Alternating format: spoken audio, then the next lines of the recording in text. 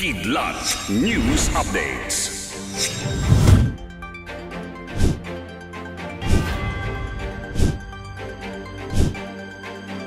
Ako po si Cesar Soriano, kasama ang buong pwersa ng Kidlat News Channel para ihatid ang mga nangungunang balita sa buong kapuluan ngayon. Hinatulang guilty ng Office of the Ombudsman sina dating National Task Force to End Local Communist Armed Conflict officials Lorraine Badoy at Antonio Parlade Jr. ng conduct prejudicial to the best interests of the service. Sa desisyong inilabas ng Ombudsman, nahaharap sa penalty of reprimand alinsunod sa Rule 3 Section 10 ng Administrative Order No. 7 ang dalawang dating opisyal. Dinismiss naman ng Ombudsman ang kaso laban kay dating National Security Advisor Hermogenes Esperon Jr. Isinampa ng National Union of People's Lawyers ang reklamo sa dating NTF official dahil sa kanilang pahayag na nag-uugnay sa grupo ng CPP-NPA. Una namang na-dismiss ng Ombudsman ang kasong isinampa ng Ibon Foundation sa dalawang NTF-ELCAC officials. Positibo ang pamahalaan na nasa tamang landas ang ekonomiya ng Pilipinas sa kabila ng mga report na pagbaba ng economic development ng bansa.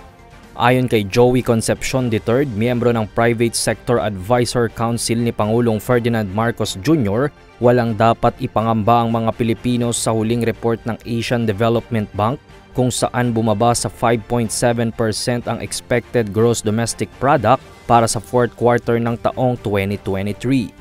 We cannot look at those kasi it moves up and down.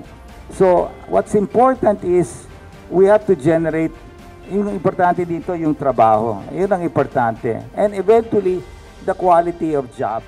Dagdag pa ni Concepcion, hindi dapat maalarma ang publiko sa biglaang pagtaas ng inflation rate sa 5.7 mula noong buwan ng Agosto kumpara sa 4.7 noong July.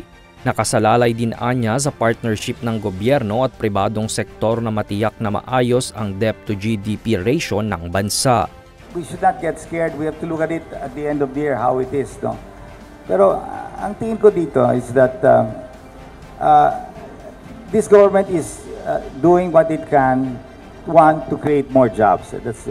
This government is doing what it can to contain inflation. Inalis na sa pwesto ang screening officer na sangkot sa pagnanakaw ng $300 sa isang dayuhang pasahero sa NAIA Terminal 1. Sinabi ng Office for Transportation Security na iimbestigahan na ngayon ng screening officer na makikita sa kumalat na video na isinubo at pilit na nilulunok ang dolyar upang maitago. Nais naman ng Department of Transportation na ipagharap ng mas mabigat na parusa ang security screener na sangkot sa pagnanakaw ng pera ng dayuhan. Inatasan na ni Transportation Secretary Jaime Bautista ang kanilang legal affairs upang tumulong sa kaso. Dumalo si Vice President at Education Secretary Sara Duterte sa Global Education and Innovation Summit sa Seoul, Korea ngayong araw, September 21. Sa kanyang keynote speech, binigyang diin ng Vice Presidente ang epekto ng teknolohiya sa edukasyon, partikular ng artificial intelligence. Bagamat hatid ng AI ay bago at mas malaking oportunidad, binigyang diin ni Duterte na dala rin nito ang ilang uncertainties sa digital education at kinakailangan ding ituro sa mga kabataan kung paano tukuyin ng tama at maling impormasyon. Bago ang summit, unang nakipagpulong si Duterte kay Republic of Korea Deputy Prime Minister and Minister of Education Joo Ho Lee para pag-usapan ang ilang usapin patungkol sa edukasyon. Para sa Kidlat News Update, ito si Jai Reyes, nag-uulat. At inyo pong natunghayan ang mga headlines sa nakalipas na mga oras. Manatiling nakatutok para sa mga susunod na updates at breaking news. Ako po si Cesar Soriano, kasama nyo sa bawat pagputok ng balita.